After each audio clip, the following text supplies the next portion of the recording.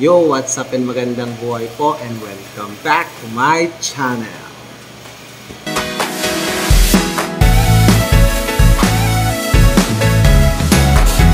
Yo, what's up guys? So, magandang buhay po sa ating lahat. Alright po, so nandito po tayo ngayon sa Science Laboratory po ng aming eskwelahan po. Okay po, so dito po sa Canizares National High School. Alright!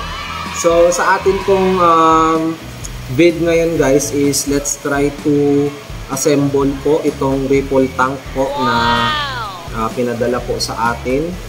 Alright. So, samahan nyo po ako sa pag-assemble nito. So, let's go!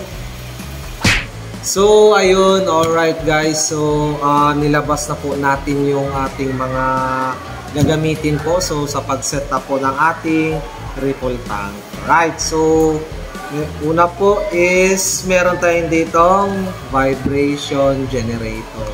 Ayun. So, ito po yung mga kakailanganin natin na mga materyales sa pag-assemble niya. Alright. Then, meron tayong stroboscope. Yun, stroboscope. Next is yung adapter niya po. And itong ating removable legs. Okay, so ito na po yung paa ng ating ripple tank. Yun. Right.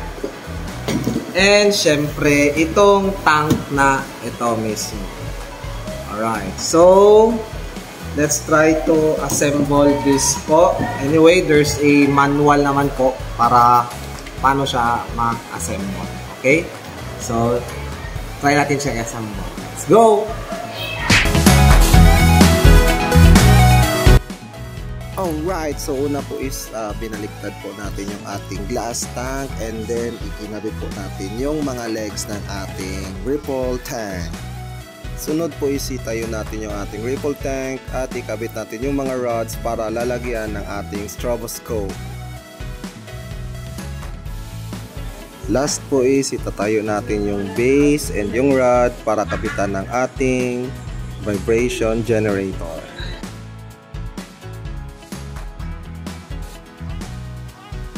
At ayun guys, so natapos na po natin yung ating ripple tank.